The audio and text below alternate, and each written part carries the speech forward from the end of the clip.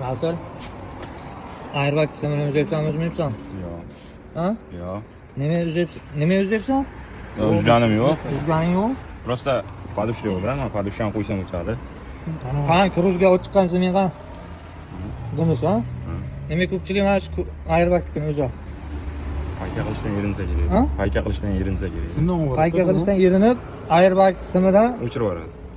anaga kruz kontrolga ulaveradi, to'g'rimi? Bizdan holat bo'lmaydi, addini chiqarib beryapsan. Vaqt ketsa ham, to'g'rimi? Yonida joyi bor. Hammasi akkuratniy bo'lyapti, to'g'rimi? Zavod joyi bor.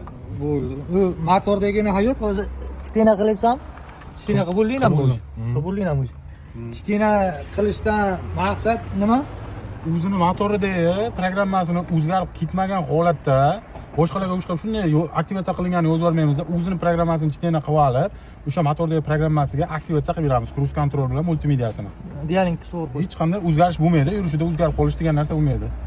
Keyin yana bitta narsa bizada kondisioner ishlamay qolishi, orqa tormoz yonmay qolishi degan narsa ham bo'lmaydi. Ulargacha hammasini akkuratniy qilib to'g'rilab yozib beramiz. Tekshirib, keyin klientga beriladi.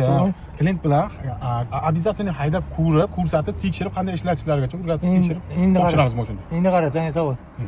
Hozir biza stena qilib, o'zini motordagi programmani stena qilib, o'ziga aktivatsiya qilib bersak, tayyor programma yozadigan bo'lsak, farqi nimada? Tayyor programma bilan farqi bu vaqtdan yutamiz biz. Tezroq bo'ladi. Tayyor programmani yozsak, kamroq vaqtimiz ketadi, biz vaqtdan yutamiz. Biz erinmasdan shu narsani stena qilib beramiz. Vaqt ketsa ham, lekin anaqa qilib sifatli bo'lsin deb uchun biz stena qilib o'zini programmasiga aktivatsiya qilib beramiz. Ertangi kunda klientlar bizdan norozi bo'lmasligi uchun. Rahmat.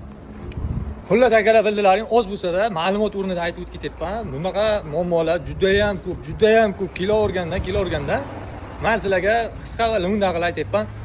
Cruise control yoqilayotganda BSMga, motornikiga, tabloga programma yoziladi. 3 ta narsaga programma yoziladi. Motorga yoziladigan vaqtda stena qilib o'ziga aktiv qiladigan bo'lsalaring, ozroq vaqtdan yutish uchun, ya'ni 15-20 minut vaqtdan yutish uchun tayyor gatovoy programma yozib yuboriladi ko'p holatlarda. Keyin motoringizga qanaqadir programma yozdirgan bo'lsalaring, misol uchun ekonomishniy programmani, sportivniy programmani yozdirgan bo'lsalaring, o'sha o'chib ketish holati kuzatiladi.